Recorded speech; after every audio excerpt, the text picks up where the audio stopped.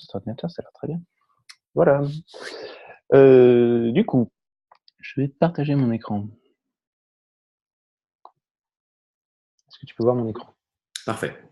Ok, c'est pour ça que je prends Zoom, c'est parce que littéralement ce genre de truc marche super bien comparativement à plein d'autres tools de partage d'écran en ligne, ce genre de choses.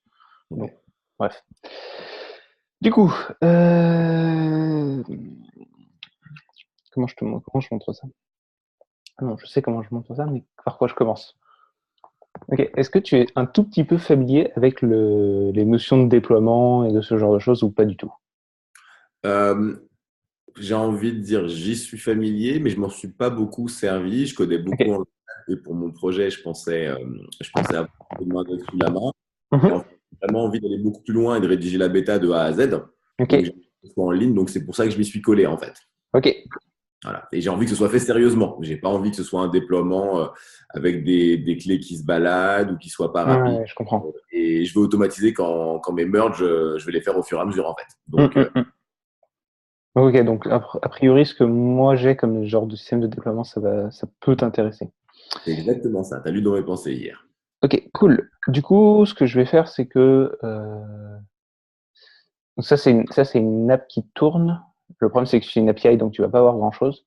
D'accord. Le, je peux te montrer tout, enfin comment je déploie. Je vais te montrer quels sont les add-ons que j'utilise sur Heroku et que je conseille à tout le monde. Et ensuite, je peux te montrer à peu près à quoi ça ressemble du coup, enfin, à quoi ressemble le process de l'espèce de pipeline. D'accord. Ok, donc du coup, on va commencer par une app. Bon, alors c'est une API Rails, tout ce qu'il y a de plus classique. Ouais. C'est pas celle-là que tu veux voir, c'est l'autre. Dessus, il y a quelques add-ons Heroku que je conseille. Papertrail et Rollbar. Alors, je vais noter en même temps. Excuse-moi, chercher une feuille. Ouais, il n'y a pas de souci.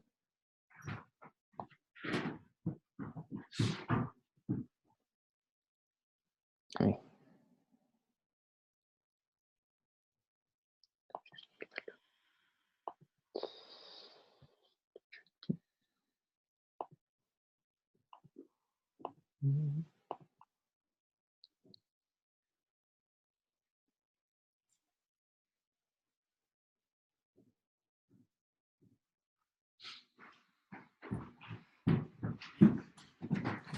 Me voilà, sinon je vais perdre l'écran. Alors, pour information, j'ai un compte Hobby pour mon application. Ouais. Donc, tu as un truc qui doit ressembler à ça, après, du coup. Ce genre de choses. Exactement. Je te montre, on en reparlera parce que tu as des trucs en plus dans les hobbies, genre les métriques et ce genre de choses. D'accord. Mais pour l'instant, c'est pas utile. Alors, je disais. Donc, tu m'as dit Heroku Postgres. Ouais, mais ça, c'est normal, là. Non, D'accord. ceux qui vont t'intéresser, c'est Papertrail. Alors, qu'est-ce que ça fait Papertrail? Papertrail, ça te permet d'avoir des logs, en fait. Parce que tu peux faire Heroku log, mais Oui, c'est pas très pratique pour lire. non. Alors, j'ai pas une application avec beaucoup de logs sous la main. Avec ah, peut-être ici. Je pense que j'en ai dessus. You. Voilà. Ah ouais, c'est plus sympa. Attends-toi. Le truc, c'est que tu vas pouvoir avoir des logs vachement plus lisibles sur lesquels tu peux faire des recherches. Tu peux dire, moi, tout ce qui m'intéresse, c'est pas le routeur, j'en ai rien à cirer. Moi, je veux mon web, quoi. Mhm. Tu vois. Tu peux faire que ça t'envoie automatiquement des alertes quand il y a certains trucs qui passent. Super. Ça te permet pas mal ça te permet pas mal de pas rater de trucs. Et puis surtout, c'est comme tu l'as dit, quand tu vas dans App, Settings et View, les logs, c'est pas beau en fait. C'est Non, absolument. non, non, les logs comme ça sont illisibles, puis ils sont pas recherchables, puis, enfin, t'as des logs là-dedans? Je les ai jamais vus, des logs. Ah non, mais aucun. Alors, surtout, ne t'excuses pas, c'est adorable à toi de faire ce tuto. Il y a des logs là-dedans? Il y a peut-être des logs quelque part, mais disons que du coup, je les ai Ah, vus, je les ai lus. dans App, tu sais, sur le côté, Ouais. mort, et tu Ah lis. ouais, il y a view logs. Je trouve ça archi mal fichu. Ouais, puis c'est pas très pratique, du coup. Ouais. Ok. D'accord, donc très bien pour Paper Trail et Rollbar. Rollbar, alors rollbar, c'est, imagine, t'es en production, c'est pas celle-là, c'est celle-ci. Et donc, du coup, tu as quelqu'un qui vient sur ton site, qui a une erreur, tu n'as aucun moyen de le savoir. D'accord. Il y a personne qui va jamais te prévenir, les gens vont pas t'envoyer de mail. Ils vont juste dire, ah bah le site il est nul, il marche pas. Et donc, du coup, c'est un système qui te permet. Alors, est-ce que je pourrais avoir ceux qui sont morts, s'il te plaît? Ça te permet d'avoir toutes tes erreurs qui sont arrivées. Ah, génial. Et donc de les traiter. Exactement. Donc, toi, tu vois, OK, il y a telle personne qui a eu tel truc à tel moment. D'accord. Voir quand est-ce que c'est arrivé, quelle était le personne qui était loguée, sur quel navigateur, quel OS, Ah ouais. quelle était son URL. Je crois que Euh, tu peux avoir. Ouais, mais bon, normalement, tu as une traceback, mais il y a des fois, il te donne aussi une partie de la stack mémoire. D'accord. En fait, c'est exactement la même chose quand, par exemple, tu veux afficher une page dans ton serveur en local et que tu as le message d'erreur qui remonte, en fait. C'est ça, exactement. D'accord. Ah, c'est pratique ça. Ouais. C'est bien parce qu'en production, personne ne va te le dire sinon. D'accord, super. Ah oui, bah, c'est hyper important. Voilà, donc Rollbar, ça fait le boulot. Il paraît, alors j'ai pas eu le temps ni l'envie de l'essayer, que Sentry, alors attends, je configure. Ouais, est-ce que je peux chercher quelque part ici? Ça c'est marché. Ok, il paraît que ça marche vachement bien aussi. D'accord, et ça fait la même chose? Ça fait exactement la même chose. D'accord. Bah écoute, je vais suivre la même chose que toi et utiliser le tien. Ouais, moi, je sais que je vais l'essayer à un moment pour vérifier si ça marche bien. D'accord. Si ça marche mieux que Rollbar, tu vois, ça m'arrive de faire de la veille comme ça en me disant, ok, est-ce que telle app marche mieux? Bref, ok. Donc du coup, ça c'est pour une app. Dans les trucs qui vont être intéressants dedans, à part ça, attends, on va reprendre.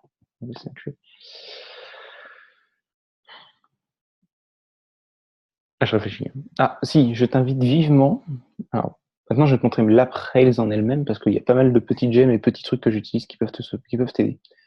Déjà, est-ce que tu as suivi le tuto de Heroku, qui est un truc genre pour déployer une nouvelle app parce qu'il faut en faire pas mal de choses dedans, genre écrire un procfile. Non, je crois pas. Moi, mes démarches sont toujours les mêmes. Heroku Create, je rename si j'ai un nom précis. Mhm. J'envoie à partir de Git, tout est automatisé. Ok. Ensuite, je fais mon Rails DB Migrate, évidemment. Ouais. Et la question de d'hier a émergé au moment d'utiliser la gemme Figaro pour les variables d'environnement. Ok. Parfait. Je suis jamais allé plus vraiment l'approche, j'en ai fait deux, trois, enfin j'en ai fait quelques-unes pendant la formation, mais jamais, enfin voilà, là je vais faire Ok. quelque chose d'un peu Donc, en version prod, ce qu'il va te falloir, c'est un procfile. Donc, ça ressemble à ça. Ça lui d'accord. dit qu'est-ce que lui il doit faire dans ses différents. D'accord, oui, ok. Voilà. Effectivement, on peut déjà faire un Heroku XDB Migrate. Bah, en fait, c'est ça. C'est à chaque fois que tu releases sur Heroku, il Ouais, roule le Rails DB Migrate. évidemment. Parce que Tu comme ça, tu n'es pas obligé de le faire à la main parce que sinon c'est chiant. Ouais, bah en fait, la question arrive évidemment sur les variables d'environnement, parce que si tu en as beaucoup à saisir, ce qui va être mon cas, Mhm. mais ici tu es tranquille. Par contre, le procfile, tu le mets où? À la racine de ton projet. D'accord, à côté du gemfile, par exemple, enfin, dans le même Ouais, c'est répertoire. ça. Regarde, il est là. Hop. Procfile ici et Gemfile là. Et celui-ci, il va être dans le git ignore? Non, non, pas du tout. Il faut le committer parce qu'en fait, c'est Heroku qui le lit et il se base D'accord. dessus. Tu vois, ma ligne de web de tout à l'heure, elle est là. Ok, c'est l'équivalent d'un CNAME en fait. Enfin, c'est un fichier qui monte d'un alias. Par exemple, sur Search, quand tu mets un CNAME, tu sais, il monte tout seul pour récupérer le nom de domaine. Ouais, c'est un peu ce genre de style de fichier. Lui, celui-là, il le lit pour savoir ce qu'il doit lancer. Parce que par exemple, je pourrais lui dire que j'ai envie d'avoir je sais rien moi, un worker qui fait, je sais rien moi, qui fait ça. Et donc, du coup, j'aurai un troisième process qui va démarrer à chaque fois qui va démarrer sur Heroku, qui va tourner à côté. Ok. J'y reviendrai pourquoi est-ce que ça peut être utile. Pour l'instant, j'en ai pas besoin, mais donc ça va être important. Je réfléchis s'il y a des trucs qui sont importants. Ça, on en parlera. Le app.json, on en parlera plus tard.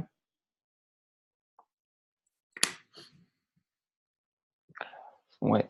Il va falloir que tu écrives un fichier qui s'appelle Ruby version. D'accord. Voilà. Ça, c'est Heroku qui le conseille aussi.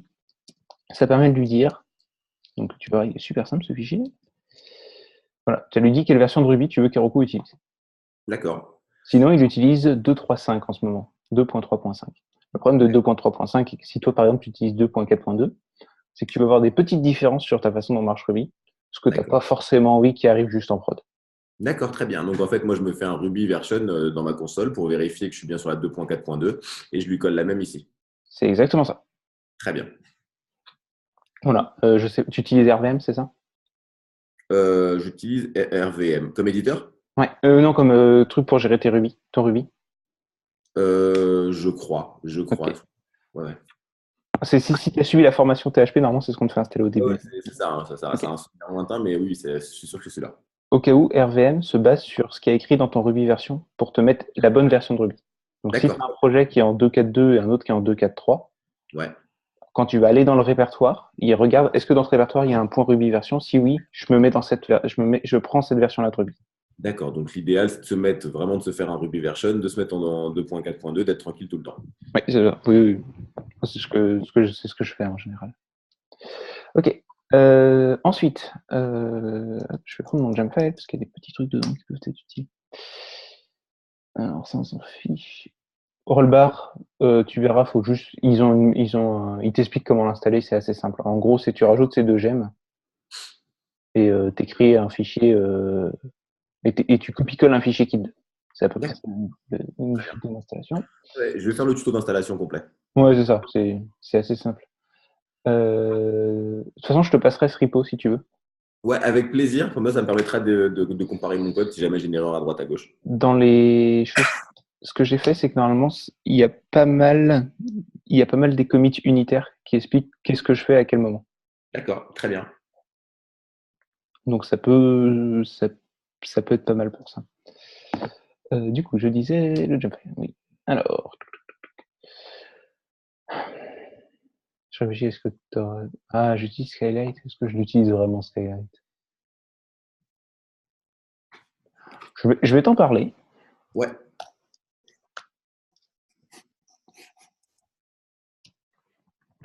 Je m'en sers pas parce que j'ai pas de personne en prod pour l'instant. L'idée, c'est que ça te permet d'avoir des métriques sur ton app. d'accord. Voilà. Comme je disais, personne ne se sert de mon app, donc du coup, j'ai pas beaucoup d'infos. Mais l'idée, c'est que ça te donne les temps qu'il a fallu pour traiter chacune de tes requêtes à quel moment. Qu'est-ce qui a D'accord. coûté cher dans ta requête? Est-ce que c'est la partie database? Est-ce que c'est la partie ce bout-là, le contrôleur? Est-ce que c'est dans tes modèles? Est-ce que c'est tel truc? En fait, ça te permet de savoir, OK, qu'est-ce qui est lent? Qu'est-ce que je peux améliorer?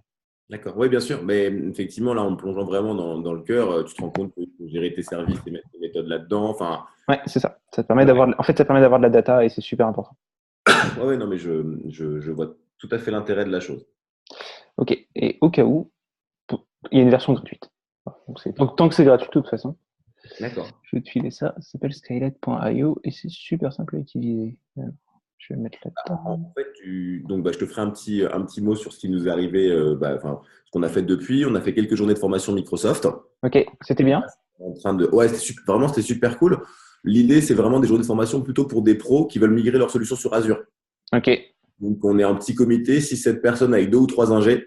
cool. Donc, ouais, carrément, c'est un cas de travail hyper sympa. Ils vont assez loin dans les démos et effectivement, ils proposent beaucoup de solutions pour être chez eux, enfin, pour Mhm. les documents, pour Azure Insight. Mais enfin, c'est pas pratique avec du Rails du tout en fait. Tu peux faire un portage via Linux en configurant ton guide pour envoyer chez eux, mais j'étais allé sur Heroku et sur mes outils, donc finalement j'ai préféré retourner sur mes outils et le faire correctement. Ok, d'accord. C'est vrai, parce que c'est ce qui me semblait. Il me semblait que tu étais allé voir Microsoft et qu'ils t'avaient dit, bah allez, viens sur Azure. Tout ça. Ok. Exactement. Et donc en fait, on va utiliser Azure pour tout ce qui est IA, on va utiliser Louis, on va utiliser le bot aussi. Ok. Il va falloir que je me mette un petit peu au C Sharp parce que leur bot est écrit en C Sharp et qui déconseille Mhm. notre utiliser. Ok. Mais le cœur, je vais vraiment le construire en Rails, parce que c'est un langage que je maîtrise, j'ai mes réflexes, il y a une communauté autour. Donc, Normal. et voilà, je ferai des webhooks et je pointerai vers chez eux en fait. Parce que Mhm. Azure, c'est puissant, mais c'est pas pratique du tout. Ok. Ah oui, donc en fait, au final, tu n'auras peut-être même pas de front. Non, je suis pas convaincu d'en avoir un à la fin, effectivement. Ok. Voilà. Mais je reviendrai vers toi pour dès que j'ai fait mon architecture. Là, j'étais encore en phase d'expérimentation. J'ai Ok, fait la demi, j'ai fait mon calendrier, j'ai fait mes callbacks vers Louis. Et maintenant, je vais commencer à tout assembler, à mettre au même endroit. ok, cool, Voilà, pour la petite histoire. Mais je te fais un petit mot détaillé après. cool.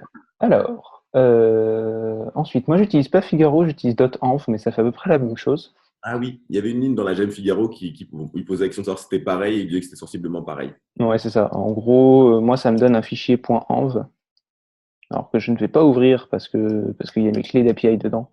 Très bien. Mais dans l'idée, ça ressemble à ça. Ça Euh, contient. D'autres env ou de rester sur Figaro? Moi, ça me gêne pas de changer, moi. C'est exactement la même chose. D'accord. Voilà. Moi, j'ai toujours utilisé .env, donc c'est pour ça que je continue de l'utiliser. Euh, voilà. Mon avis est à peu près c'est pareil. Faut juste jamais le commiter.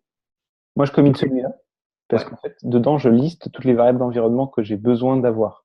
Ouais, comme ça, s'il en manque une, tu sais ce qui, enfin, t'as la liste de ce qu'il Exactement. faut ajouter. S'il y a un nouveau développeur qui arrive, il sait lesquels il doit remplir Ouais, aussi. d'accord. Donc, si je comprends bien le principe, donc, il y a évidemment un Git Ignore qui est créé. Mhm.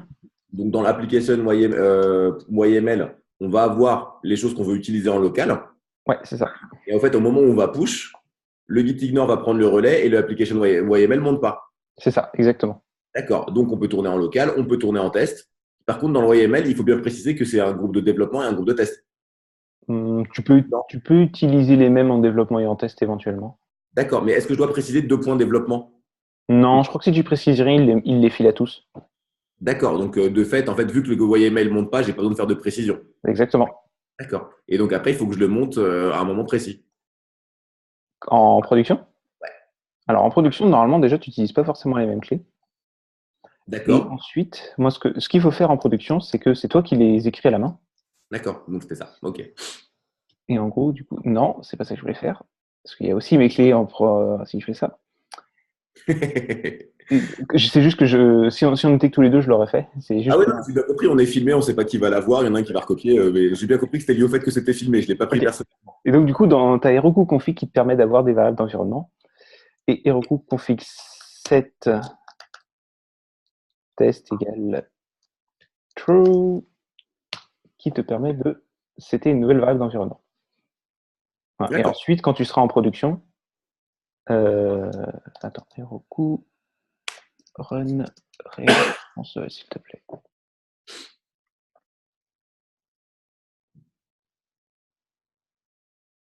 Donc là, tu es sur la console de ton site. C'était comme si tu Ouais. avais pris. Ouais, là, je suis en console de prod sur mon site. OK. Et donc, du coup, je peux avoir accès à ma variable d'environnement que je viens de setter de cette façon-là.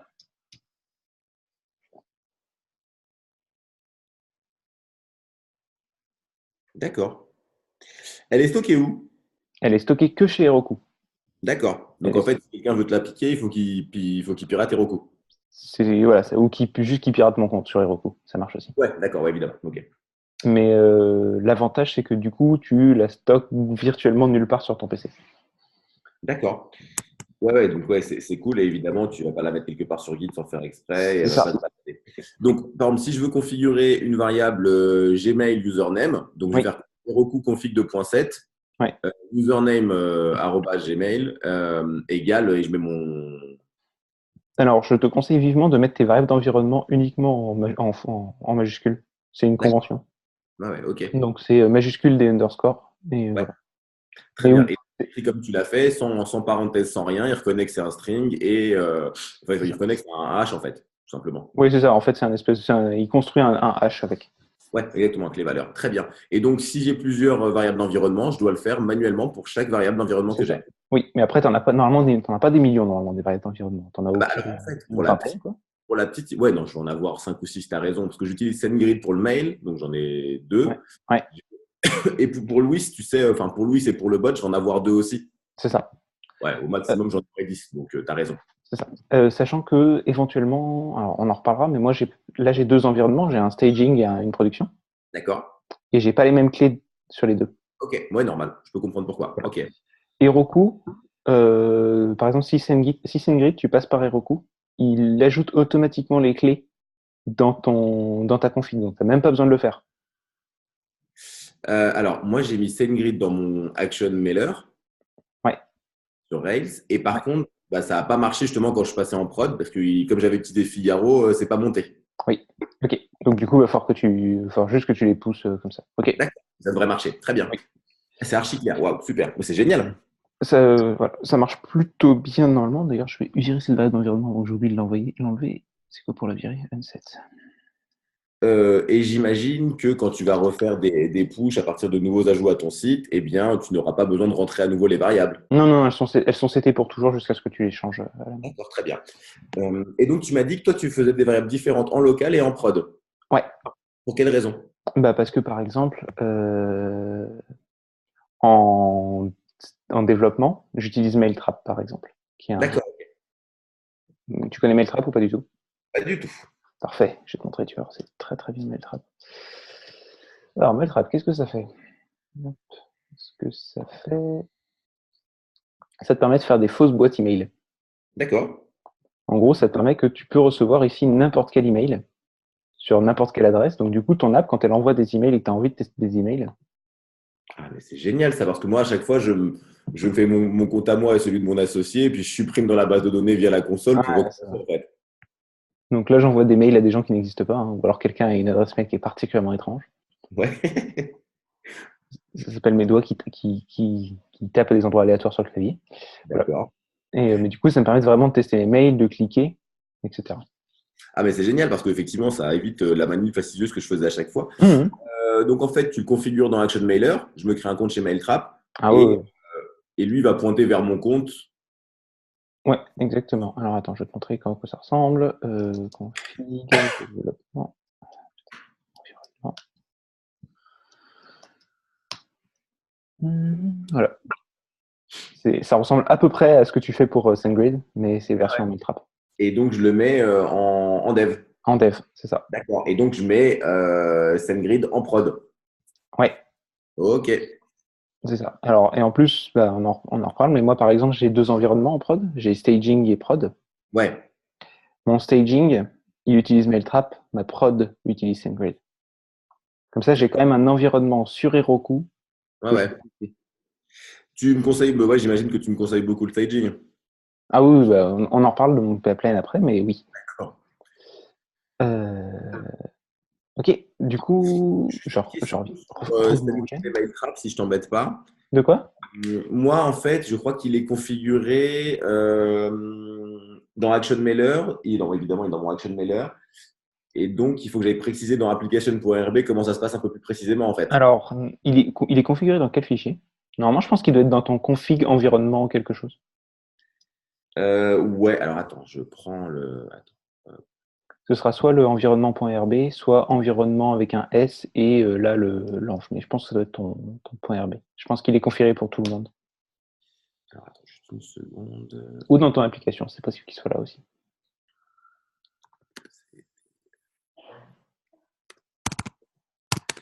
Je me mets dessus. Hop.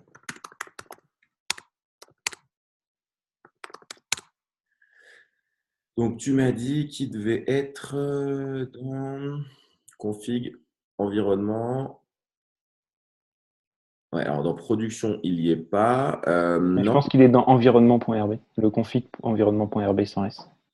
Ouais, il est là. Ok, bah du coup tu le décales dans développement ou dans production. Bah production du coup.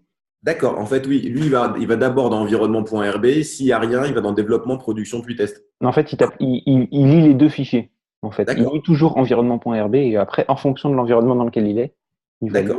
D'accord. Ok. Donc, en fait, je fais pareil, Action Mailer Base SMTP Setting, mais je le colle Exactement. développement. Exactement. Ouais, à la fin. Ok, c'est Ouais. cool. Super.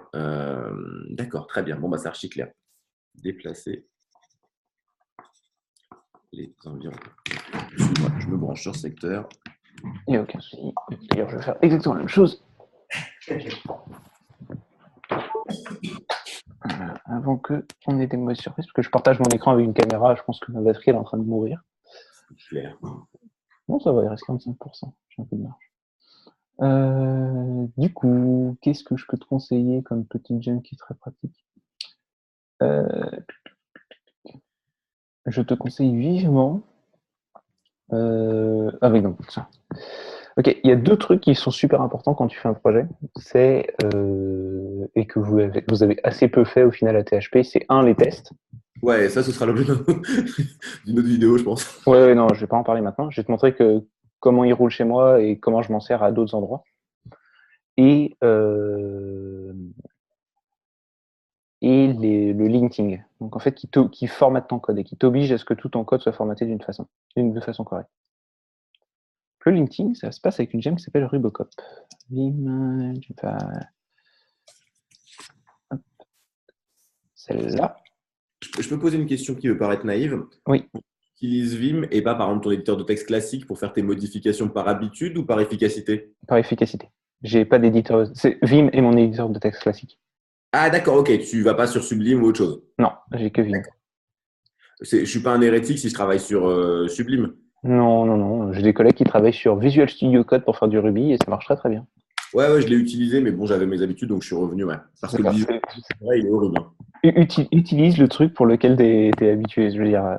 D'accord, très bien. Parfait.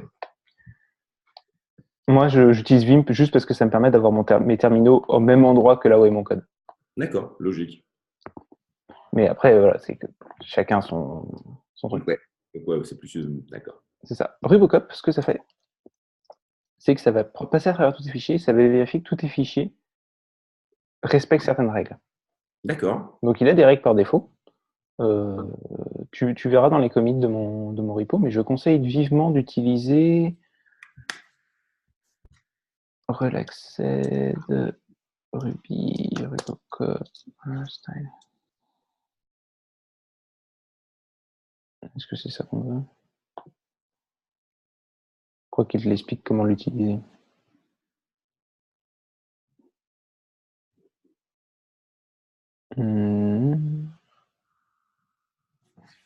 Attends, je réfléchis. Peut-être que ça. Ah non, ça c'est juste Robocop. Merci. Je sais plus où est-ce que j'avais vu le comment l'installer, mais c'est pas très compliqué. Hein. Vas-y, voilà. En gros, l'idée c'est que tu as un fichier qui s'appelle rubocop.yaml et que dedans tu lui dis je veux que tu cherches ce truc-là. L'idée c'est que ça va vérifier du coup tout un tas de règles sur ton Ruby pour vérifier que ton Ruby est bien écrit correctement et qu'il est pareil sur tous les fichiers. Ça évite les messages d'erreur que tu pourras avoir de façon intempestive en fait. C'est plus que quand tu as un nouveau développeur qui arrive, Ouais. Tout ton code est formaté de la même façon. D'accord. Les développeurs suivants continuent d'avoir les choses qui marchent de la même façon. D'accord.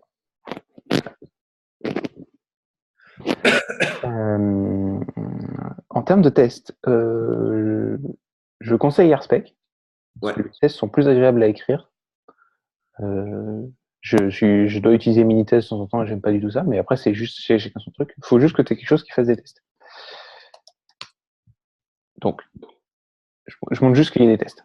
Et j'explique pourquoi après, parce que voilà, très bien. C'est la version formatée avec NDM4, c'est mignon, mais ça ne sert pas à grand chose. Qu'est-ce que je voulais montrer? Ah oui, et du coup, moi ce que j'ai, c'est que si je fais un changement dans mon code, je vais changer le readme, je vais rajouter n'importe quoi à la fin, j'ai fait des changements, donc je vais vouloir committer.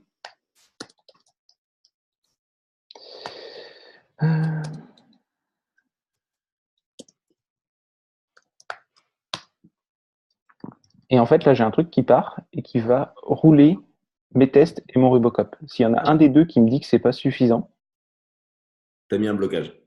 j'ai pas le droit de committer. Ah, c'est lui qui te l'interdit, c'est automatique? C'est lui qui l'interdit, c'est automatique.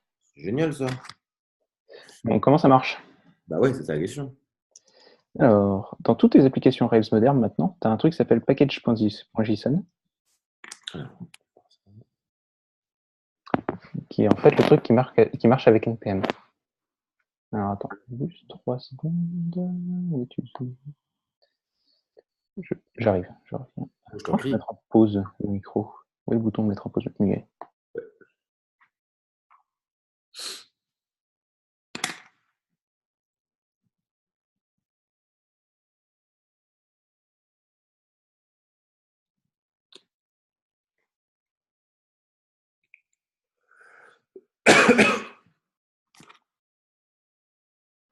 Ok, donc je disais.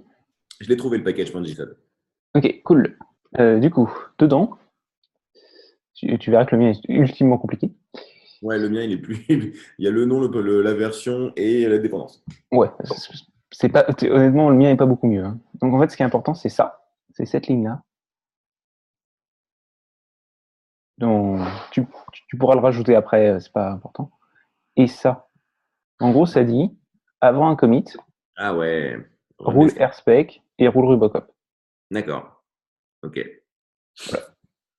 Et sachant que si un des deux renvoie faux, c'est-à-dire s'il y a un test qui passe pas ou si Rubocop te dit qu'il y a un truc qui est pas fait, bah, t'as pas le droit de committer. Ok.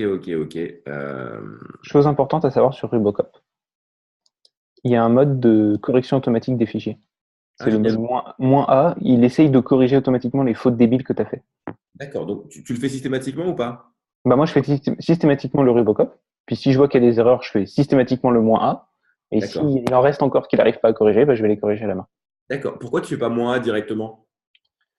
Parce que des fois, les erreurs sont pas triviales à corriger, et que du coup, il fait ça pas de façon très correcte. D'accord, je Ça comprends. Ah m'est oui, déjà oui. arrivé d'avoir des soucis où il corrigeait pas les trucs de façon correcte. Donc j'aime bien les voir avant pour savoir ce qu'il a fait. Mais je pourrais faire un moins A à chaque fois. Ok. Non, non, mais en fait, je sais que ta façon est la meilleure, mais c'est pour bien comprendre la logique que tu suis. Hum. Moi, c'est pas Euh, forcément la meilleure, hein, après, hein. Ça peut être. Effectivement, j'aurais pu. C'est plus une habitude. En fait, c'est pas forcément des bonnes pratiques, c'est plus souvent juste des habitudes. d'accord, mais je m'inspire de toi, donc ça m'ira très bien. J'imagine que je suis obligé de me coller mes tests dès maintenant et pas après. Le plus tôt tu colles tes tests, le plus facile ce sera dans le futur. D'accord. Ouais, bon, ok. Amen. En gros, le problème, c'est que si plus tard tu les colles tes tests, et le plus de trucs tu vas voir qui sont pas testés Ouais, les tests. avant. Donc, du coup, le plus tu vas te retrouver à un moment à ralentir pour rajouter des tests. Ah, ok, je comprends. Donc autant que je m'y colle dès le début. Tu as un tuto sur ça qui se balade ou pas? Est-ce que j'ai un tuto qui est sur ça qui se balade? C'est une très très bonne question. Euh, je conseille de passer par Code School. Alors, éventuellement, quitte à prendre un mois de Code School uniquement. C'est payant, hein, donc c'est genre 20 euros par 30 dollars par mois. D'accord. Donc c'est 32. Ok. Ok. Donc des fois c'est donc on chuchote qu'il y a souvent des promotions et que des fois c'est 20 dollars. D'accord, très bien. Et en fait tu prends un mois, tu tapes tous les tutos qui t'intéressent chez eux et puis tu résilies ton abonnement. D'accord, ok. J'ai pas de compte, mais peut-être que j'ai. Je peux te montrer les cours quand même. Il y en a pas mal qui sont bien. Donc non, j'ai bien pas de compte. Ah, je suis connecté avec le compte de ma banque, donc si j'ai un compte, parfait. Et du coup, dans la partie Ruby, il y a normalement, si je dis pas de bêtises, il y avait. Ils les ont enlevés. Ah, ok. Ils ont viré leur cours de test. Tiens, c'est marrant ça. Ils les ont déplacés. Ok. Je Ça a t'ai l'air je pas t'ai mal. peut-être je t'ai peut-être dit des bêtises, mais à une époque, ils avaient pas mal de cours de test. Je pense qu'ils sont en train de les refaire. J'ai vu AirSpec hein, qui se baladait. Ok, je suis peut-être fou alors. Je l'ai vu, je suis dessus aussi. Et sur la page d'accueil, il y a. Euh,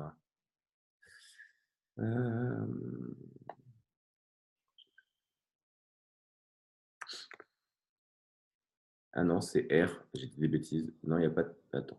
Non, c'est juste ils en avaient pas mal de cours de respect à une époque. Je ne sais pas pourquoi est-ce qu'ils les ont plus. Faudrait que j'aille voir. Euh, Ok. C'est une bonne école si je veux aller un peu plus loin dans le code? Ouais, l'avantage c'est ils vont plutôt vite et donc du coup que ça te permet d'avoir en quelques vidéos d'avoir un bon apprentissage d'un truc en particulier. D'accord. C'est une vidéo des exercices, une vidéo des exercices, etc. D'accord. Ok, donc c'est assez cool si je veux me perfectionner. Je prends du Advance et ça ira bien, quoi. Oui, oui, oui. Il y Ok. a... Moi, ça m'arrive d'aller dessus pour apprendre. D'accord, très bien. Ouais, ouais, en plus, voilà. Ok, très bien, parfait. Parfait. Et donc, ouais, tu les télécharges et après, tu les as chez toi. Oui, mais en fait, moi, je le télécharge même pas en vrai. Je les regarde chez eux. Franchement, une fois que j'ai fait un cours, c'est bon. D'accord. Ok, cool. Bon, bah écoute, je vais le faire. Ça va me Voilà. faire du Mais c'est un peu nul qu'ils aient plus de cours de RSpec qu'ils en avaient à une époque. Je pense que c'est juste qu'ils sont en train de les refaire ou que comme ils se sont fait racheter un moment. Éventuellement, si tu veux, je crois que si tu t'abonnes chez Pluralsight, Ouais. il y a un autre truc. Je crois que ça donne aussi accès à Code School, au passage. Au Pluralsight, c'est encore mieux? Bah, ils ont acheté Code School. Ok. Donc, il y a encore plus de logiciels à découvrir, quoi. Alors là, par contre, il y a littéralement ce que tu veux. D'accord. Voilà. Ah ouais, Et, je suis 149 cours, ouais. Effectivement. voilà. Ok, bah écoute, parfait. Bah, ça tombe bien parce que je me posais des questions sur trouver une nouvelle plateforme. Je me suis mis sur Coding Wars, Code Wars. Code Wars, c'est marrant. Ouais, mais j'aime bien aussi quand il y a des cours en fait. Je comprends. Ok, bon bah écoute, je vais prendre. Si tu me recommandes celle-là, je vais m'inscrire. Super. Je crois que c'est le même prix, Pluralsight. Et Ok, l'avantage, c'est comme ça te donne accès à l'autre. bah La ouais, différence entre les deux, c'est que Pluralsight, je crois que n'importe qui peut faire des cours. d'accord, Là où Code School, c'est des profs qui font les d'accord, cours et que leurs cours sont vraiment bien pour ça. d'accord. Ok, très bien. Euh... Ok. Donc du coup, ça je peux le faire, mais j'en ai plus besoin. Qu'est-ce que je racontais? Ah oui, dans mes tests, j'ai un petit truc que j'ai seté à un endroit qui va t'intéresser et qui, moi, me force à coder de façon à peu près, qui me force à faire des tests parce que sinon je les fais pas. Moi, je suis comme tout le monde, je suis feignant, hein, donc je fais pas mes tests. Développeur. Ouais, c'est ça. Et en fait, j'ai ces lignes-là qui en gros disent, alors SimpleCov, c'est une gemme qui fait de la couverture de tests, qui D'accord, vérifie par combien de lignes tes tests sont passés dans ton application Rails. d'accord, Et en gros, le truc que ça fait, ça dit, si tu as moins de 90% de couverture de test, que tu as moins de 80% de couverture de test par fichier, il faut que tu échoues. d'accord. Ouais, tu précises ces critères de réussite. D'accord. C'est ça. Mais en fait, t'as pas que, tu pourrais avoir tous tes tests qui passent. Mais si tes tests passent pas par toutes tes lignes, bah, tu te fais quand même jeter. Ok. Ce qui est une bonne chose, parce que moi, ça m'a obligé à faire des tests. Je les aurais pas fait sinon récemment. Non, non, mais je pense que je vais m'imposer une discipline, je vais l'installer, puis je vais m'imposer une discipline mentale aussi. Je me suis dit, je le ferai après. Je sors d'abord une bêta pour parler avec mes utilisateurs et Mais après, c'est pas forcément idiot de sortir une bêta le plus vite possible pour juste voir comment ça marche et ensuite tu jettes tout, tu refais tout. Hein. bah, en fait, vraiment, l'idée, surtout, par exemple, tu vois, nous, on va utiliser Louis pour reconnaître les intentions des utilisateurs. Et ce que j'ai appris pendant l'information, c'est que tu vois comment ça marche, Louis, ou pas du Ouais, tout? ouais, ouais, j'ai utilisé Louis. Bon, bah voilà. Et ben, il disait, au lieu de mettre 300 utérances en passant 3 jours à le faire tout seul et après avoir plein de cas de figure, t'en mets Mhm. vraiment 5, tu le mets en ligne et tu demandes à tes amis de l'utiliser parce qu'ils ont plus de variété que toi, en fait. Oui, non, mais je suis d'accord. En fait, le truc, c'est que surtout si tu fais de l'IA, sors une bêta débile qui fait pas grand chose mais qui récupère de la data.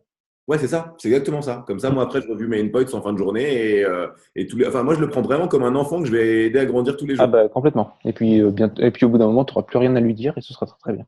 Exactement. Donc, c'est aussi pour ça que je me suis dit, je me concentre sur ce que j'ai à faire avant Yep. de mettre. Ok, donc bon, ok, très bien. Fais les gens une version tout super simple qui marche. Euh, on en... Pareil, je peux t'en parler tout de suite.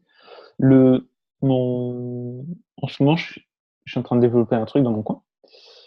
Et j'ai commencé par sortir un proto à un moment. Donc, D'accord. c'est l'app sur Heroku que tu vois ici. Donc, celle qui est en hobby, etc.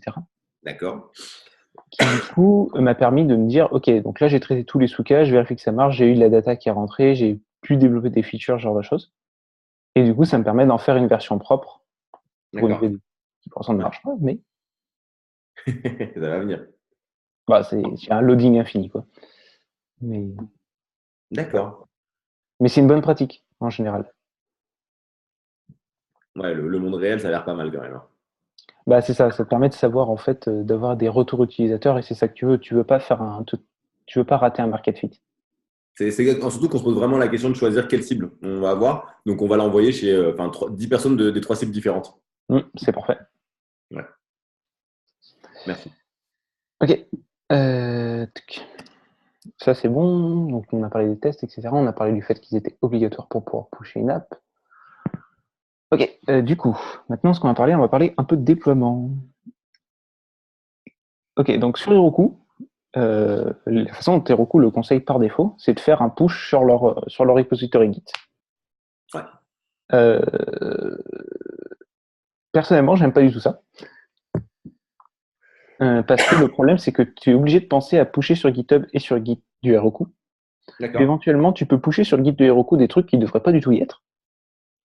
Parce que tu t'es trompé de commande, parce que voilà, et l'erreur est humaine. Et donc, du coup, le but du jeu, c'est de ne jamais pusher sur le Git de Heroku. D'accord. Et donc, du coup, comment tu fais ça? Quand tu as une app, tu as un deploy ici. Et là, tu peux lui dire. Alors, attends, non, c'est pas celle-là que je veux l'autre. Parce que l'autre, elle a un autre. Je mets sur mon compte aussi. Ok, donc tu as un deploy par app. Ouais, hop. Deploy. Moi, par défaut, il est sur Heroku Git, effectivement. Ouais, je sais. Et alors, donc, du coup, regarde le mien. Le mien, il est sur GitHub. Je me D'accord. suis connecté. Je lui dis, ça correspond à ce repo. D'accord. Je lui dis, fais des déploiements automatiques depuis master. Donc, ça D'accord. veut Donc, dire qu'à chaque fois que quelqu'un push sur master, sur la branche master sur GitHub, ouais, ça déploie sur Heroku. automatiquement. Oui. Et en plus, comme tu as fait ton procfile, il va faire le Rails DB Migrate. Donc, Oui, c'est tout en prod automatiquement. c'est ça. Ok, génial. Donc, du coup, c'est alors.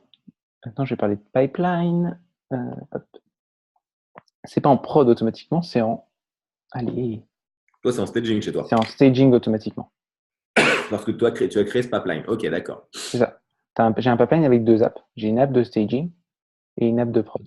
D'accord. Et donc là, effectivement, moi, cette partie est vierge et il faut que que j'en crée un. Tout à fait. D'accord. Et en gros, le truc, c'est que ça master se déploie sur le staging. Et quand j'ai fini de tester le staging et que je me dis celui-là, il est bon, D'accord. j'ai un bouton pour lui dire envoie-le en prod. Bon, bah, et le pipeline, son nom est indifférent? On s'en fiche? On s'en fiche. Ok. Moi, j'utilise le même pour Ouais. savoir ce à quoi ça correspond, mais c'est comme tu veux. Ok. Choose the stage to add this app to staging. Parfait. Voilà. Ensuite, dans les trucs que je fais, Ah, ça y est, je l'ai. Et ensuite, quand tu vas dessus, effectivement, dans Deploy, tac, tac, tac, tac, tac. Ah oui, comme j'ai pas mis GitHub, il me le fait pas automatiquement. c'est ça. Ouais, j'ai compris. Mais bon, c'est pas très compliqué à configurer. Je sais Ouais, plus ouais. exactement comment ça marche, mais c'est genre configure automatique deploy là-dessus. Ouais, mais c'est fait. J'ai Dashlane, donc ça va vite. Ça y est, hop, héros.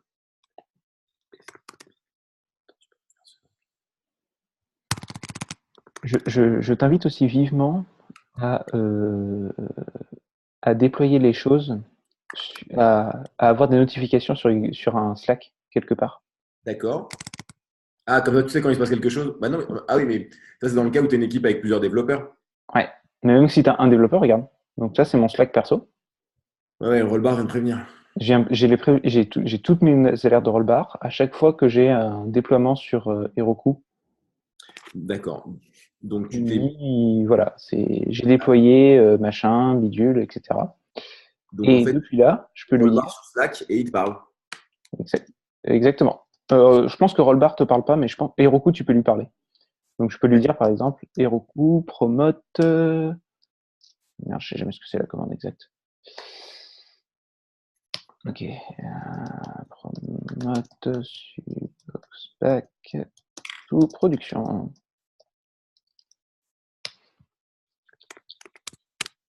Si je me suis pas trompé. Si, c'est ça. Voilà. Et donc du coup, là, ce qu'il est en train de faire, il dit OK, ça veut dire que tu as fini de tester ton staging. Je l'envoie en production.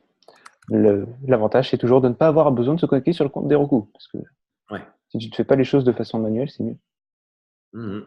Tu verras sur le tuto de Rollbar, il explique comment se hook sur le fait de déployer des choses.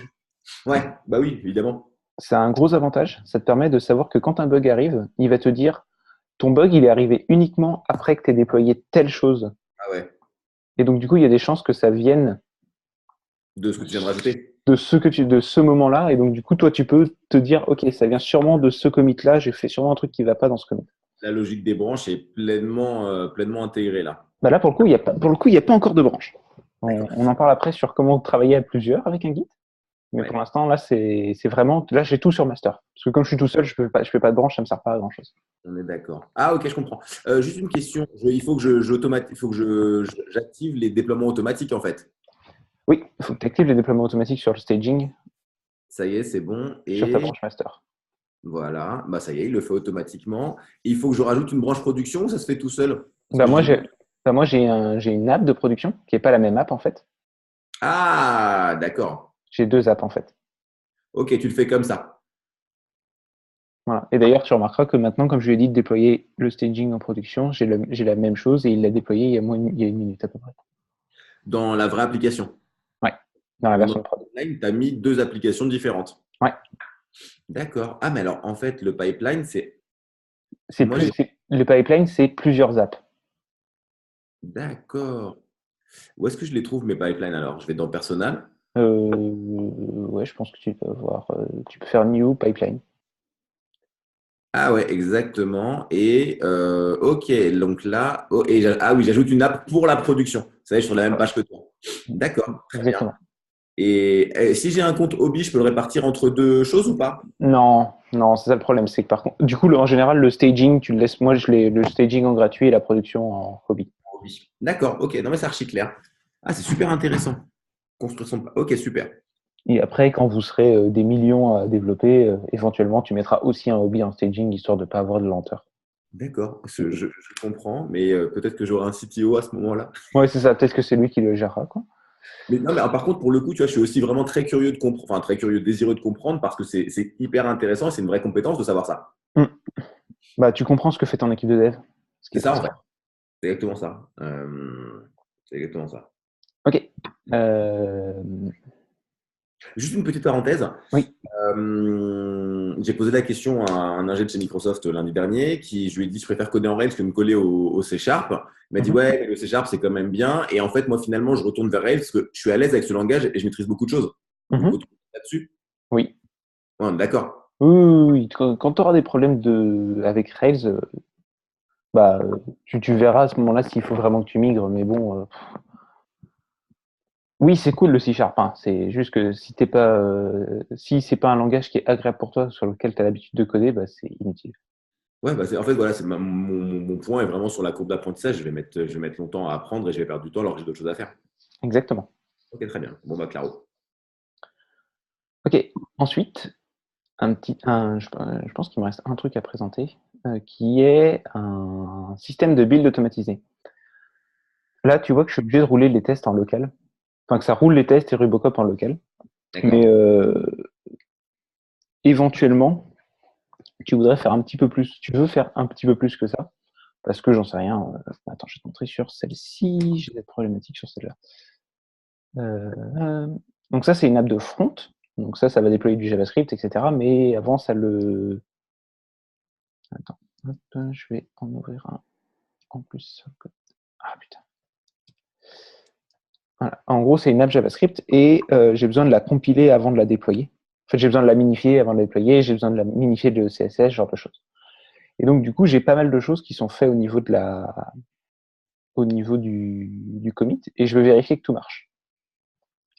Donc, du coup, je me retrouve à avoir des builds qui sont un tout petit peu compliqués. Donc, du coup, pour ça, j'utilise CircleCI. Qu'est-ce que fait CircleCI? Ça roule des builds. En gros, bon, l'avantage, c'est que comme tu testes en local avant, il y a des chances que tout passe et que tu n'aies pas du tout ce genre de problématique. Mais, par exemple, en fait, ce que ça fait, c'est que ça dit, ça s'assure que ton code est correct. D'accord, oui, parce qu'effectivement, tu vas envoyer, tu vas monter chez Heroku, puis tu vas te prendre une erreur au bout de 4 minutes en te disant, tiens, finalement, il y a tel truc qui va pas. Ouais, c'est ça. Et là, l'avantage, c'est que ça le fait en amont. Et donc, du coup, j'arrive, je fais un reg DB migrate, je vérifie que ça marche. Je roule Rubocop, je roule tes tests, je vérifie qu'ils sont tous passés, D'accord. et je stocke tous les trucs pour que si jamais quelqu'un d'autre vient voir plus tard, ou si toi tu viens voir plusieurs jours plus tard ce qui se passe, Ouais. bah, tu peux vérifier. Et par exemple, donc, j'ai ça. Ça me permet de savoir, OK, j'ai 100% de couverture de test. Bon, il y a 3 fichiers dans mon programme, donc c'est vraiment Donc, très tu intéressant là. crées un Circle CI Ouais, alors CircleCI, comment ça marche? Non, pas toi. et je dois avoir un fichier, évidemment, une ligne de code à rajouter quelque part. Ouais, bah tu verras, c'est assez bien expliqué. Puis de toute façon, D'accord, comme, très bien. comme, Tu viens comme tu d'expliquer ça. auras accès à ça, au pire, tu t'inspires de celui-là et tu veux voir, tu fais un copier-coller. Si tu fais Ok, du Rails, ça peut être suffisant. Voilà. L'idée, c'est que tu lui dis, voilà, je veux une database, je veux que tu me roules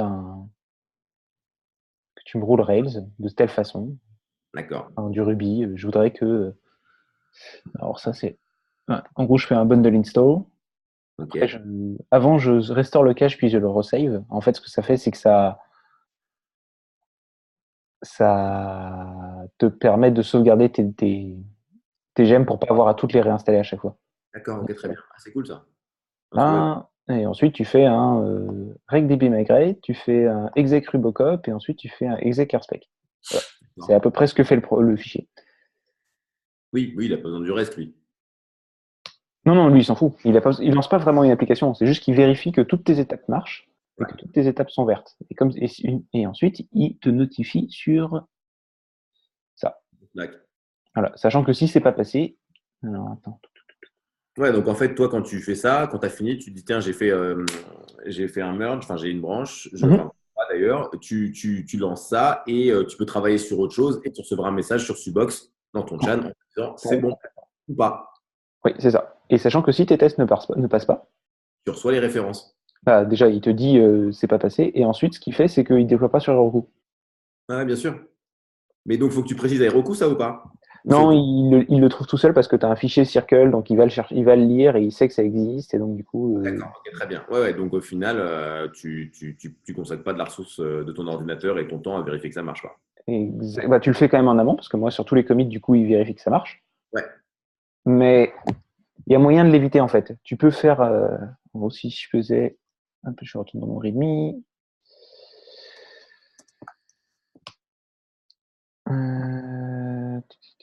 Je vais rajouter ça au début. Je peux lui dire vérifie pas. Git commit. Ah putain, je vais pas taper git parce que je tape jamais. Donc git commit. Je veux tous les fichiers, je veux ce message d'un truc et je lui dis voilà. Et là en fait il ne d'accord, passe pas à travers les hooks. Il commit de toute façon. Donc tu as des façons de passer outre tes vérifications automatiques. d'accord, Et donc tu en rajoutes une autre et que celle-là tu ne peux pas passer outre. d'accord. Ok. Ouais, ouais, tu te préserves de toi-même. Oui. Et puis, surtout pour l'instant tu te préserves juste de toi-même. Et éventuellement, dans l'avenir, tu te préserves de toi-même et de tes développeurs. Effectivement, je ne me suis pas encore posé la question en ces termes-là, mais c'est vrai que tu as raison sur la rédaction du code ou même sur les mecs qui pushent et après, il faut Exactement. revenir en arrière bêtement, quoi. Ouais, ouais, sachant que c'est des vrais problèmes dans des boîtes de développement, enfin Ouais, dans des boîtes, parce que nous, dans notre team actuel, ils n'avaient pas ça, ils n'avaient pas ce genre de système-là. d'accord. Et donc, du coup, ça arrivait que master soit cassé. Oh, On l'horreur. avait la branche master cassée, donc tout le monde baisait dessus, tout le monde basait son code, et en fait, elle marchait pas très bien parce qu'il y avait des bugs et tout, et donc, du coup, c'était horrible. Parce que tout ce qui vient derrière est faux, en fait. Un peu, ouais, Ouais, mais c'est ça. Enfin, c'est juste que tu as des erreurs, puis tu arrives, tu fais comme pourquoi est-ce que ça marche pas, etc. Donc, tu perds du temps. ouais, bien sûr. Et donc, ça a donné des heures de. Bah là, c'est juste que je crois que c'est lundi qu'ils l'ont mis en place. Et donc, lundi, plus personne ne pouvait rajouter de nouveaux codes dans Master. Ah, mais tu sais, il y a un exemple à peu près similaire dans toutes les démos, tous les démos chez Azure. Ils Mhm. font des démos virtuelles et à chaque fois, ils mettent leur nom, enfin, ils mettent admin password en fait. Ok. Et ils nous ont dit, bah, en fait, les mecs là-haut ont rajouté une règle pour éviter que ce soit ça. Parce que ce qui se passait, c'est qu'en fait, les hackers écoutaient nos IP parce qu'elles sont publiques. Ok. Et dès qu'ils voyaient qu'il y avait quelque chose de publié, ils testaient automatiquement admin password. Et en 10 minutes, on était pété en fait. Et donc, Ah, on avait fait une note interne pour que les mecs le fassent pas. Les mecs, pour aller vite devant les clients, le faisaient quand même. Donc, ils ont rajouté le même type de process pour éviter que quelqu'un puisse saisir admin password comme identifiant. ouais, bah, oui, c'est ça. Ouais, je vois bien l'intérêt. Ah, en fait, tu protèges la team dans son ensemble en forçant des règles à tout le monde. Ouais, mais c'est très bien. Parce que celui qui est bon, de toute façon, le fait bien. Donc, il ne sera pas vraiment impacté en perte de temps. Et puis, celui qui arrive va devoir se mettre dans le moule, en fait, Ouais. Et puis, ça, franchement, ça te sauve pas mal, ça sauve pas mal la vie, je trouve. je crois. Voilà, je t'ai à peu près montré tout ce que je voulais te montrer sur le déploiement. Enfin, la façon dont moi je gère mon déploiement et où je gère mes process. Est-ce que Merci. tu as d'autres questions? Une question qui n'a rien à voir sur la gemme devise. Ouais. Si je veux qu'elle m'affiche, juste pour être sûr, parce que j'avais eu un petit bug à un moment et je ne voulais pas perdre mon temps, Mhm. quand je veux qu'elle une view affiche juste l'info pour la personne concernée, il faut juste que je mette un if current user sur la page et c'est bon en fait. Et else render la page cible au cas où. C'est comme Non, ça. il y a mieux que ça. Je crois que c'est. Alors attends, je ne me souviens jamais du nom. Je me doutais qu'il y avait mieux que ça. Est-ce que j'ai encore un contrôleur qui a ça? Non, je l'ai supprimé il n'y a pas longtemps. Je crois que c'est Authenticate User en temps. Attends, devise. Parce que pour l'instant, je le fais à la main et c'est pas. Non, c'est chiant. Mais en fait, c'est justement. Il y a forcément un truc pour faire ça. T'as compris le sens de ma question. Oui, voilà. Tu mets ça en haut de ton contrôleur. D'accord. Et si ton utilisateur n'est pas authentifié, alors il n'aura pas le droit d'accéder à ce contrôleur. Si tu as besoin que ce soit juste certaines views, Ah ouais, donc en fait, par exemple, là en l'occurrence, je l'avais mis juste dans le contrôleur devise, mais par exemple, si je le mets dans mon contrôleur agenda, ouais, bah, ton d'ac- agenda n'est accessible que par les gens qui sont identifiés. d'accord. Et en cas de, si le mec n'est pas identifié, il faut que je précise où le message d'erreur. T'as pas forcément besoin d'un message d'erreur. En fait, ce qu'il va faire, c'est qu'il va te redirect vers le route, je pense. D'accord, ok, route. Ah, mais c'est exactement ça que je voulais en fait. Route passe obligé. D'accord, donc en fait, ce before action, je l'avais dans un contrôleur, il faut que je le mette dans tous mes contrôleurs que je souhaite. Ouais, que tu Ah, souhaites protéger. Sachant que du coup, ça te donne l'avantage d'avoir accès à current user dans toutes tes méthodes de contrôleur ensuite. donc oui, automatiquement, j'ai le current user dans le contrôleur en question en fait. C'est J'ai ça. pas à le réécrire non plus. Oui. D'accord. Donc les méthodes de current user, oui, donc ça, ok. Ah, c'est génial. Bah, c'est exactement ce que je voulais. Je voulais parfait. Parce que les readme, c'est top, mais parfois tu perçois pas toutes les subtilités. Ouais, bah surtout que le readme de devise, il est gigantesque, hein. Ouais, ouais, ouais, ouais. Il y a beaucoup de choses, ouais. Et que quand tu as fini de le lire, il dit hey, maintenant tu pourrais aller dans le wiki où il y a encore plus, il y a 180 articles à lire. Donc, non. C'est génial. Ok. Bon, bah c'est archi clair. Ah, c'était génial, vraiment. Voilà. J'espère que ça t'aura aidé. Bah écoute, ouais, parce que ouais, non, vraiment, pour le coup, c'est top parce que c'est des concepts dont tu as entendu parler, que tu as vu passer, comme tu n'as pas forcément été confronté vu l'ampleur des travaux qu'on faisait ou même des projets finaux. Hmm. Enfin, ça répond à des vraies problématiques que j'avais pour ce que je veux faire en fait. C'est J'y pense, on n'en a pas parlé pour les branches. Du coup, ce que je conseille, c'est justement de faire toujours une branche. Alors, pas, quand tu es tout seul, pas forcément. Tu peux juste pusher sur master. Tu as suffisamment de choses qui te protègent de toi-même pour que ouais, ça passe, pour que tu puisses bosser uniquement dans master. Mais quand tu as d'accord. plusieurs développeurs, je conseille de faire un système de branches. Donc, de créer des branches test THP, je sais pas si j'en avais pas déjà une, donc du coup j'en crée une. Je vais rajouter encore des choses dans mon readme parce que fondamentalement il aimait ça. Donc là j'ai rajouté des choses dans mon readme, je vais le commiter. Ah oui, c'est vrai qu'il roule mes tests.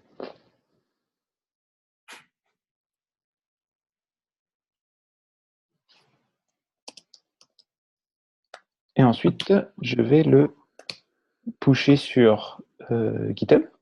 Et D'accord. du coup ça va pas être la branche master, donc il va pas le déployer en staging ni quoi que ce soit. D'accord, ouais, bien sûr. Ouais, je comprends. Bah oui, parce que tu as bien précisé, seulement quand le. Mais c'est génial, ça, enfin, tu fais plus tes push Heroku, c'est magique, hein. Ouais. Et ensuite, quand tu veux. Euh... Alors, attends, je vais te montrer la version GitHub, ce sera plus simple. GitHub. C'est toi que je veux. Je veux créer une pull. Quand je veux rajouter des choses dans master, du coup, je crée des pull requests. C'est quoi une pull request? Alors, une pull request, comment ça marche? C'est tu dis, je veux rajouter tous ces changements-là D'accord. dans master, Ok. sachant que il roule des tests avec CircleCI dessus. C'est comme un guide status, en fait. Non? Non, ok. Là, j'ai un bouton qui s'appelle Ouais. Merge Pull Request. Si j'appuie sur ce bouton-là, tous ces changements-là, ils vont être envoyés dans master. D'accord. Ok. Et c'est toi qui les as ajoutés à la main, les changements? Ou pas? Bah, tu sais, c'est mes différents commits que j'ai fait à la main. D'accord. Ah, t'as pas push encore. Non, non, j'ai pas push. J'ai rien pushé pour l'instant. Bah, en fait, j'ai pushé ma branche, qui Ouais. s'appelle test machin. Et donc, j'ai dit, maintenant, ma branche, elle est valide, je veux l'envoyer dans master. Tu vois, je D'accord. Et peux merger mes trois tu vas commits. vérifier tout seul, en fait. Ouais. En fait, ce D'accord. qu'il va faire, du coup, c'est que CircleCI roule sur cette branche. Ah ouais. Donc, il vérifie que tout est bon. Ok.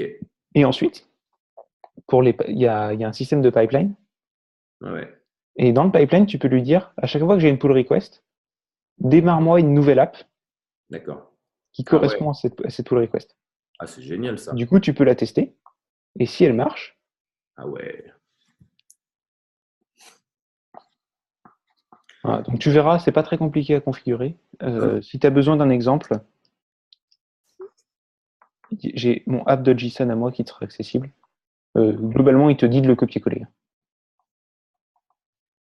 Voilà, Ok. donc, du coup, Ok. Donc, en gros, si je comprends bien, quand tu fais ton merge, avant de push, tu vas sur Git en visuel, tu regardes tes pull requests, tu vérifies que tes tests sont passés. ouais. Là, ton merge, enfin, tu fais ton merge à la main. Et Comme ça, tu veux dire ce bouton-là quand tu ouais, fais le voilà, merge vraiment. Ouais. ouais, pull request. Et là, ça passe sur le master. Ça passe sur master, donc du coup, ça déploie un staging. Après, évidemment, ça rentre dans le pipeline. Ok. Tout à fait. Donc, quand tu codes tout seul, tu vis juste avec les commits, tu ne fais pas des branches. Non, je fais pas des branches parce que je suis vraiment tout seul, donc du coup, bah, je vais pas avoir de problème de conflit. L'avantage que ça a, c'est que ça t'assure que, comment dire, tu vas pas avoir de conflit, de problématique de merge Ouais. de code. Quand tu travailles à plusieurs, ça arrive souvent que quand tu vas vouloir ramener ton code dans la branche principale, il y a quelqu'un d'autre qui a bossé, qui a travaillé sur les mêmes fichiers, que ça va mal se passer. D'accord. Mais tout Ça, seul, ça va. ça fait que master est toujours stable. D'accord. Je comprends. Ouais, je comprends l'intérêt. Tu vas checker les conflits ici avant de push dans le master. Archi logique. Mais ouais, Voilà. tout seul, avec les commits bien nommés, ça suffit amplement.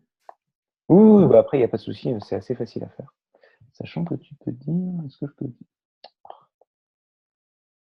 Non, pas collaborateur. Qu'est-ce que je voulais? Je peux pas le faire. Ah, c'est possible uniquement quand tu es en payant. Ok, marrant. Je voulais regarder s'il était possible de protéger une branche. Ah, si, peut-être là. Ah, si, là. Tu peux lui dire, éventuellement, je veux que master, Ouais, ouais. je veux que, Ah ouais, que la manip que tu as faite soit obligatoire. c'est ça.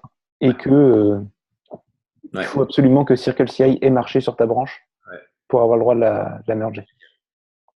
C'est génial. Donc, je vais pas le faire parce que je suis tout seul. Ouais. Donc, bon. Après aussi, je me suis dit, bon, je suis pas sérieux, je fais pas de branche, mais au final, je suis tout seul, je sais exactement ce que je code. Je rajoute les features au fur et à mesure. Ouais, c'est pas forcément nécessaire, quoi. C'est ce que je pensais Euh, aussi. Il Ça y a un rassure. moment, bon, il y a des limites sur le niveau de process que tu as besoin pour travailler tout seul. Bah ouais, je pense qu'on peut se faire un peu confiance aussi, en fait. Ouais, je pense que. Bah, hop, et je vais utiliser les branches. Voilà. Je t'ai à peu près montré tout ce que je voulais te montrer, je pense. Là, du Ouais. coup, J'espère que nos vraiment. camarades la regarderont et qu'ils apprécieront. C'était vraiment génial. J'ai appris beaucoup de choses et surtout, c'était extrêmement clair. Ok, cool. Beaucoup de pédagogie et tu as bien décomposé les étapes. Mm. Donc au final, bah, c'est voilà, il y a plus qu'à. Oui, c'est ça, hein, comme Il y a d'habitude. plus qu'à, mais les questions que je me posais sont. Enfin, tu as répondu à vraiment toutes mes questions. Voilà, par Ok. là, je vais faire mon staging, ma prod. Je vais mettre mon app payante sur mon hobby sur ma prod. Mes variables d'environnement, je vais les gérer tranquillement. CircleCI, ça a l'air super cool. Et celui que j'ai beaucoup aimé, c'est Mailtrap aussi. Ça, c'est Ouais, vraiment. c'est Euh, vraiment pratique, mes trappes. le Ok. Procfile, c'est top. Enfin, vraiment, beaucoup de petits outils qui, mis bout à bout, bah, vont te Mm. faire gagner du temps toute la journée et tous les jours, en fait. Oui, bah, c'est le but. Ouais, carrément. Donc, vraiment, c'était l'objet. Bah, tu as parfaitement rempli Ok. l'objectif.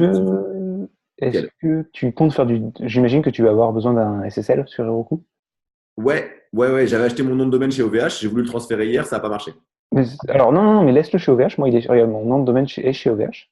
D'accord. Ah non, je voulais faire un pointage, mais ça n'a pas marché. Ok. Alors, je sais pas quelle méthode tu as utilisée, mais la vieille méthode, en fait, il y a un tuto quelque part sur Heroku qui ne marche pas pour le SSL. Il faut pas le suivre. Ok. Dès que tu es en hobby, sur Ouais. un truc, tu peux aller dans Settings, Ouais. et ici, tu as Domains and Certificates. Ouais. Ok. Là, tu peux le cliquer sur Ajouter un domaine. Bah oui, j'ai fait une redirection à partir de la DNS de OVH, mais ça n'a pas marché. Alors, ça peut prendre jusqu'à 3 heures, hein. Ah ouais, mais non, ça n'a pas marché du tout. Ok, parce que c'est juste ça à rajouter, hein. Ah, c'est ça que je dois rajouter de. Ok, bon, très bien. Mais je l'ai fait en 3 minutes, donc je vais m'en sortir. Ok. Ok. Voilà, donc c'est vraiment littéralement juste ça à rajouter. Ah, donc en fait, oui, c'est chez OVH que tu rajoutes Ouais, celui de Heroku et pas c'est ça. l'inverse. Tu lui dis que ton domaine, que staging.machin arrive ici.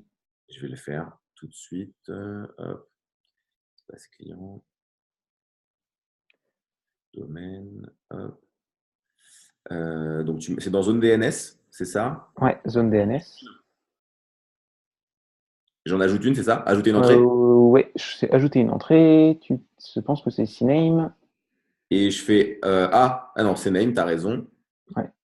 Sous-domaine. Ensuite, bah, je sais pas ce que ça va être ton sous-domaine, mais Bah alors, genre moi, www, j'imagine. ouais, je pense. Ouais. Ah, c'est ça le sous-domaine. Ok, d'accord. Bon, bah, autant pour moi. Donc, je mets www et la cible. Là, je mets l'adresse de. Là, tu mets l'adresse que tu as donnée Heroku, en fait. Heroku, il te donne un DNS target Alors, attends, c'est où ça? dans Settings.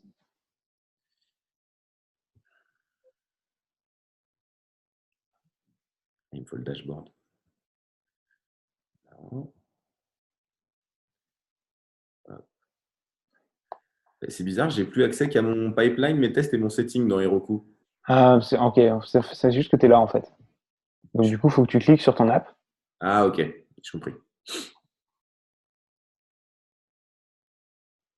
Et hop, voilà, je clique sur mon app. Ah, ok, là, je suis revenu. Donc, je vais dans settings, c'est ça. Ouais. Et Je ensuite, ton DNS target. d'accord. Hop, voilà, je l'ai. Je le Et mets chez ensuite, PH. exactement, tu fais un gros copier-coller, et puis tu cliques sur sauver. Suivant. Moi, Et je crois qu'il n'y a plus rien. attends, le mettre deux fois. Billcorporate.com. Ok, pensez à ajouter un point final. Je sais plus ce qu'il y a dans le suivant. Non, j'ai un bug, il me dit attention. Non, validé, t'as raison. On va voir si ça marche. Attends. Ah, il faut que tu mettes un point comme premier truc. Ah, ok. Il te le dit, c'est en gros, je crois que c'est point. Non, c'est la cible. C'est la cible où il faut un point au début? Je sais jamais. Ou c'est à la fin? Ok. Ah non, c'est bon, ça a marché, on dirait. C'est ça, hein, il te faut un point à la fin de ta cible. Il m'a dit l'entrée a été ajoutée à la zone DNS et ouais, billcorporate.com, il me les a mis tout seul. Est-ce que tu as bien le point à la fin de ton Ouais, staging ou pas? ouais. Ok. Ah, en staging? Tu vois, Non, non, enfin non, genre regarde mon écran. pardon, excuse-moi. Je suis là. Moi j'ai mon herokudns.com, il y Ouais, a un ah ouais, point à la ouais, fin. il y a un point à la fin. Pour toutes les entrées, il m'a mis un point. Ok, normalement ça devrait être bon du coup. Bah, on va voir, hein. Donc, hop. Mais tu m'as dit, Ça peut prendre un peu de temps à avoir ta propagation, hein, donc ce sera peut-être pas instantané. ouais, non, il me met que ça marche pas. Ok, très bien. Mais en fait, déjà, c'est mieux qu'hier parce que hier, il y avait un bug et j'ai reçu tout de suite un message d'erreur. Ok, Donc, en fait, oui, d'accord. Donc, j'ajoute une entrée DNS dans. Ok, bah ouais, je suis bête. Moi, j'ai fait l'inverse. ok. Et ensuite, du coup, tu peux lui dire, je veux que tu gères mes certificats SSL. Automatiquement. Ouais, c'est ça. Très bien, parfait. Bon, bah écoute, c'est archi clair. Bah maintenant, il n'y a plus qu'à, hein. Ouais, c'est ça. Juste dernier point méthodo, mais peut-être que je reviendrai vers toi dans quelques jours. Ouais, Tu me demandes vraiment de faire feature par feature. D'abord, la landing page avec les adresses email collectées. oui. Ensuite, ce que je veux, enfin, le formulaire, vraiment, tous les jours, j'itère un petit peu. Oui. Plutôt que d'essayer de faire des gros releases. D'accord. D'accord. Ça va te permettre déjà de voir que ça progresse, ce qui est super Ouais. important. Et c'est vrai que j'avais un peu de frustration certains jours où je voulais faire un gros travail, ça me prenait 3 jours avant de voir un résultat et c'est épuisant mentalement. Voilà. Et puis l'avantage, c'est que là, tu peux faire tester tes features, même si elles sont toutes petites à d'autres gens. Ouais, c'est ça, hein. Ok. Genre, par exemple, moi sur mon. Bah, attends, en fait, je vais te couper l'enregistrement parce que je pense qu'on a pas mal fini. Arrêtez.